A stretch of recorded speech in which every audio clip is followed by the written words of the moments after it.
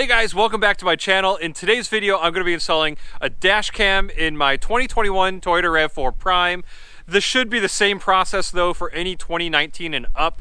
So if you have a different Rav4, it should still apply to you as well. But I'm going to be installing a Blackvue DR900 2-channel.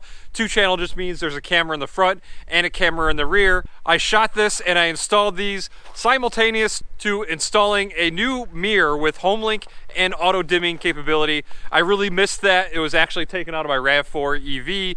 They are going to be two separate videos, but there might be some overlap in there, just so you guys know. But that's it for the intro. Let's get right to it. I hope you guys enjoyed the video.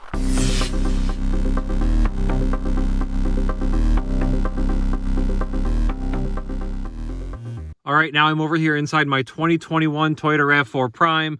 And in order to get to everything up here, first you have to remove this clip here. This lives right up in here. So you pop that out, and then this panel here, you have to slide downwards. You can see these clips right there. I would put it all back together to show you guys, but with my GoPro mount right there, it was kind of a pain to get off. You probably won't have a mount here, so it will be a lot easier. But yeah, so that's how this comes off. Okay, now I'm just popping off this little cover. There's a couple clips right in there. You can see them, get those red things right there. So I just have one of my little tools from Harbor Freight to pop those out. So that's off. You can see the 4 clips right there. That's all it is to remove this part. Well, I'm actually in the process of filming and installing a power rear view mirror with auto dimming and home link. And while I have all this apart, installing that, I figured I would install the dash cam items. So right now I just wired up this harness. It has plenty of cable on here, so you really could run this wherever you wanted to. And this harness right here is going to plug into your Blackvue, what do they call it? Power Magic Pro. And this is a really nifty device that keeps your Blackvue camera from draining your battery down. Because it's going to be always on, you don't want to drain it all the way down and not be able to leave. So it has these dip switch settings, and you can set it to whatever voltage you want it to cut off at. They don't come with all of the Blackvues. You have to order a Blackvue that includes this box. The link that I have in the description below does include this. So make sure you order from my link below. Otherwise, you might not get this included. This is an extra item that you would have to buy and you would definitely want.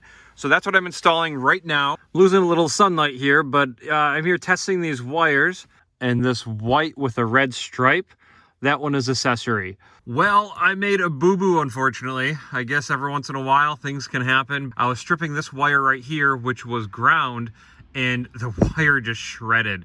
It's a very, very tiny wire.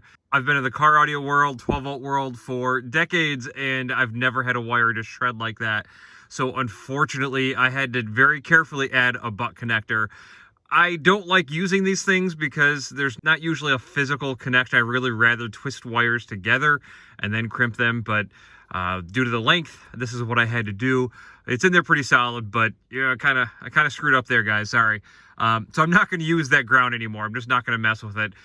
This one here is going to be my ignition wire. This is a gray with a red, and you can see it here. I can't see what number pin that is, but you can see that this is your ignition wire. So what I'm going to do is, what I normally do is take a piece of wire and I poke it through that hole, and then I'll wrap the yellow wire around the ignition wire and tape it all up. So I'm going to use that for ignition, and I'm not going to use any of the rest of these wires. What I'm going to do instead is go to this harness right up here. This is for my moonroof. So if you don't have a moonroof, you probably won't have this plug here. If you do, awesome. But I'm going to use these. One is ground, one is positive. I have to look it up again to see which one it was. But this is a heavy gauge wire, and this is on a 30 amp fuse. So I'm going to use this for both my dash cam and the auto dimming mirror. If you don't have this harness and you are installing one or both of these, then you really should run wires from a fuse source from your battery somewhere safe. I'm not going to do that because these wires are here and can deliver more current than I need. So that's what I'm doing for wiring. I'm going to work on that right now. Before I wrap this tape around it, I just thought I'd show you in case you haven't seen my other videos.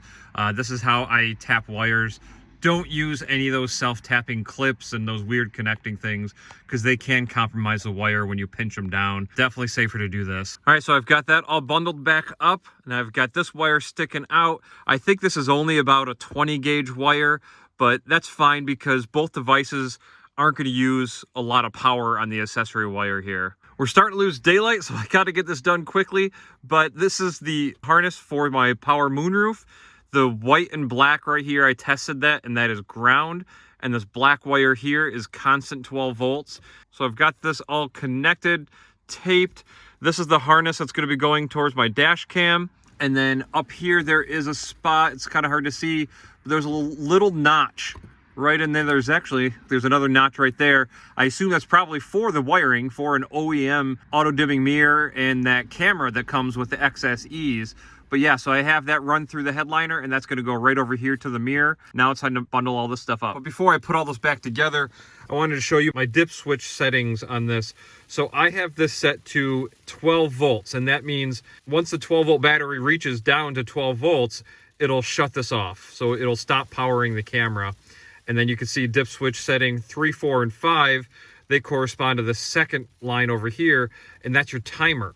So INF is infinity, so that means this camera is never going to turn off unless the 12 volt battery gets down to 12 volts.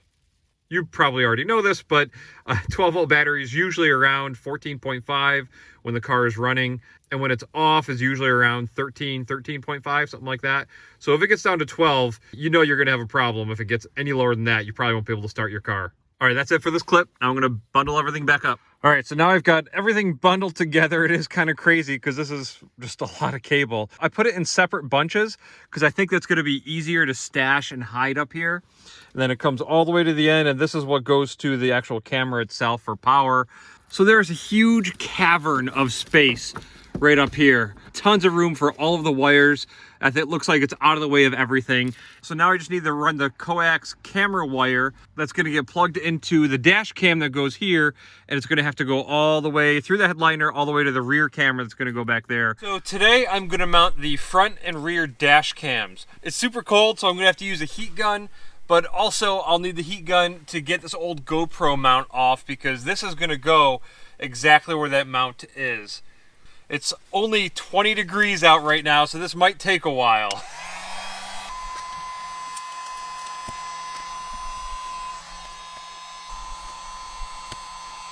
GoPro mount is off, so now I'm going to take off the tape for the new dash cam, and I'm going to heat this up as well.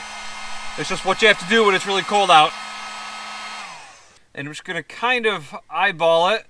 All right, you can see where I have it mounted right now. So as I sit here in the driver's seat, it is going to be just below this rear view mirror that I just installed. There'll be another video about that if you're curious about how to add a auto dimming mirror with HomeLink.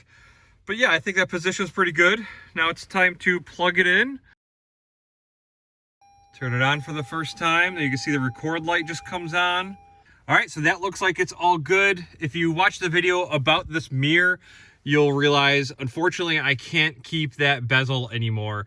If you don't do this mod that I just did, you will have a black bezel and you just want to go right below it. But keep in mind, if you ever do want to remove the black bezel that's on here, you're probably going to have to remove the camera because the bezel has to slide down and out, just so you know. Well, of course, it started snowing really hard. And here I was about to run the cable, but I'm getting snow everywhere, so I'm going to have to close things up and wait for it to stop snowing. This car is just getting covered in snow. All right, to be continued. Well, I don't really want to quit working just because of the snow, so I'm at least going to mount this rear camera. So what I did is I ran the cord all the way from the front camera, just draped it across the seats, and I brought it out here. So that way I can go into the app and figure out the best position for the camera before I stick it down. Okay, so I've got it mounted. Just used the heat gun that was right down here and got it all mounted to the glass. The camera is actually on the back side about here. So it's, yep, you can actually see it right there. So basically I just centered that the best I could with the wiper right here, and I set it just below this first defrost line. You can also see the curve where the wiper hits. You could go up a little higher, but that area is not cleaned by the rear wiper.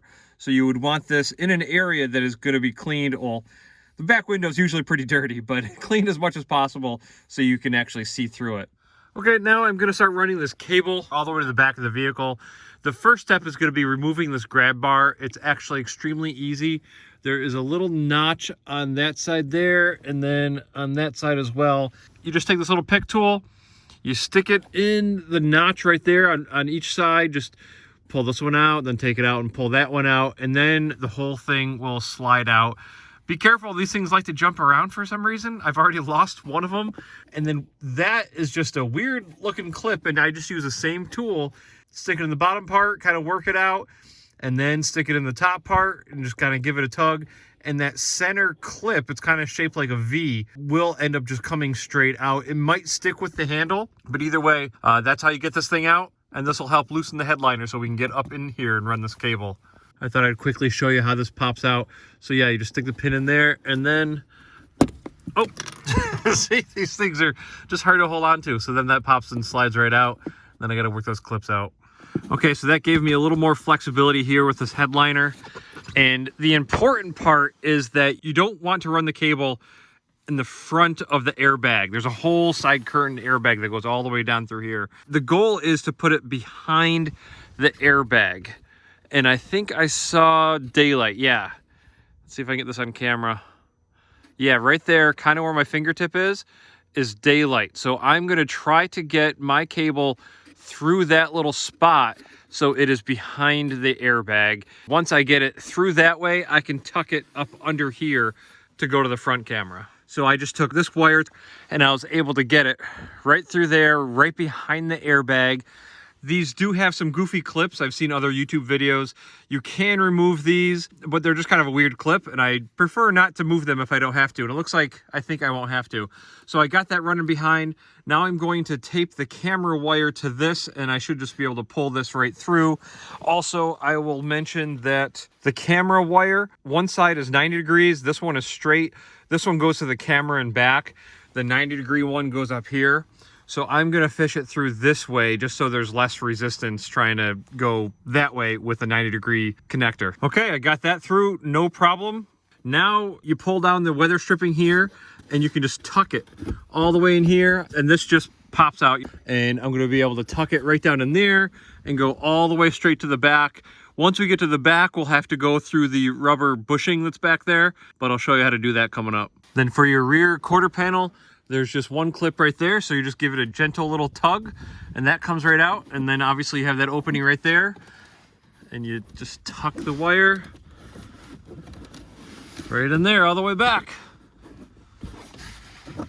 I can pop this back in place, and then I'll fix this weather stripping. Okay, now we're here on the back of the vehicle. I took the liberty to remove this panel already because it's hard to do one-handed, but you can see this is the panel right here. It's just 4 clips. Give it a nice little tug. Came out fine, even though sometimes these can be brittle in the winter, and it's like 20 degrees right now, but it came off just fine. You just pull off this weather stripping. You do have to be careful of this black gunk. It's like a butyl silicone something or other that does not get off things very easily. Luckily in this car, it doesn't look like there's too much of it. So I've got the wire ran over this way, and now these should just pull out. Again, kind of hard doing this one-handed, but you can see, yep, there they go. Just pull them out like that. Okay, just have this solid ground wire that you just poke through. Comes out this way. I have some lube that I'm also going to put on the wire. This is normal electrician's lube. I do a lot of electrical work, so I just happen to have some of this around. I'm going to tape this end onto here. I'll put some lube on it, and then it should pull through very easily. Well, I don't know why none of you guys told me, but I made a stupid mistake. This is all taped up, and I actually had it through, but you have to go up under here through the hole first. Come on, guys, you could have told me that and saved me a few minutes. So I'm gonna take off this tape, and you have to take the wire up under here and out through that hole right there. All right, got that corrected. So now I'm coming up through the hole, and then at this point, you can put the weather stripping back on here. I've got just a little dab of this lubricant on here, and now I'll pull it through. Okay, the cable's right here. It's pulled through. I have it coming through the door panel right there. Tucked that back in place. Couple things to watch out for when you are working with that copper wire that I had, if that's what you use to help you get the wires through. Be careful of the ends because they will easily scratch your paint. So just be aware of that if you're using that copper wire. Also, this cable here, it's pretty strong, but when you're pulling it through, don't let it get kinked. I haven't done it before, but I can't imagine that it's a good thing if you just let this thing kink to like a 90 or anything. So just try to be careful with the wire as you're pulling it through. All right, so next step is I'll just push that back up in there. I'm gonna coil up this cord a little bit and I can tuck it right in here. I'll zip tie it to here so it doesn't rattle around, and then I can plug it into the camera right there. Okay, so I've got that wrapped up. I got a zip tied to this harness here.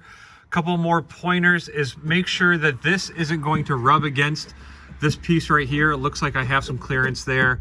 If you're worried about it, you can put some flex loom on there. I do have some, but I think that's enough clearance. I don't think that's really ever going to rub and wear out. Another pointer is to use really good electrical tape.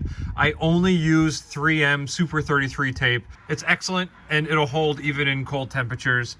And then for the final part, there we go. It's all connected. Now I'll get this panel back on. Well, that's it, guys. Thank you guys so much for sticking around to the end of this video. If you have any questions at all, feel free to post them down in the comments. I read all of the comments and I respond to most of them as long as I have time.